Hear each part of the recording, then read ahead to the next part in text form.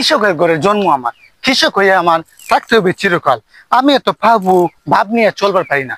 কেন চলবো? আমি কৃষকের ছেলে, এটা আমার গর্ব। আমরা যখন ভালো কিছু করি তখন আমাদের সুনাম হয়। আমরা এই কৃষি পরিবারের সন্তান যারা আছি, মধ্যবিত্ত পরিবারের সন্তান যারা আছি, নিম্নবিত্ত পরিবারের যারা সন্তান আছি, আমরা জানি জীবন কত কঠিন, কত কষ্ট করে জীবন চালাতে হয়।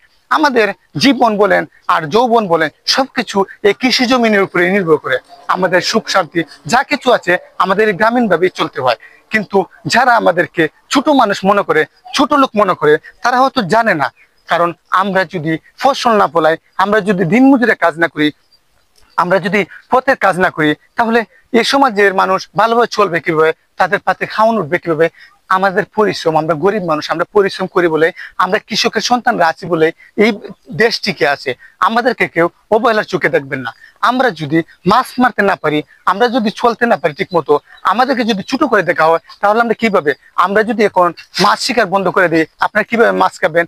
আমরা যদি সবকিছু ছেড়ে দিই, আপনারা কিভাবে চলবেন? তখন আপনাদেরকে খেতে আসতে হবে, খাবার আসতে হবে, গ্রামীণ পরিবেশ আসতে হবে, পানিতে পেকে নর্দমায় নামতে হবে।